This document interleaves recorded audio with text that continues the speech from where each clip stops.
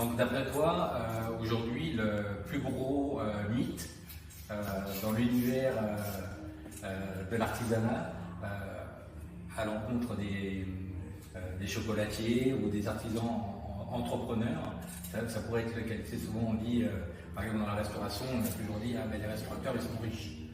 Tu vois, donc ça c'est un mythe, parce qu'en réalité un restaurateur, oui, il est riche de plein de choses, sauf de comme on l'entend, tu vois.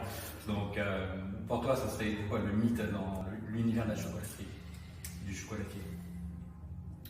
C'est une question, je n'ai pas forcément de réponse comme ça, Okay. parce que le mythe, je ne sais pas qu'est-ce qu'il y a comme mythe autour du chocolatier. Moi, je rencontre beaucoup de gens à travers Cissao, à Oasis, et de différentes cultures, de différents mondes.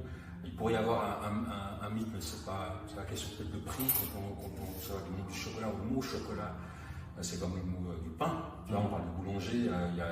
Dernièrement, il y a des choses qui reviennent, c'est sur le prix du pain. Donc, c'est clair que le chocolat, il y a aussi des mondes de différence entre l'industrie et l'artisanat.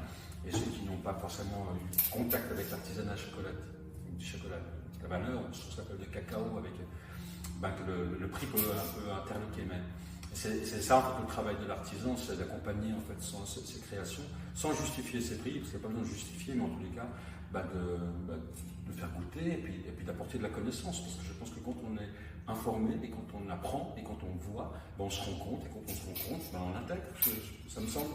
Puis alors, s'il y aurait un mythe, peut-être c'est celui-là, et ceux qui ont ce mythe-là, je les invite à venir et à casser le mythe, de cette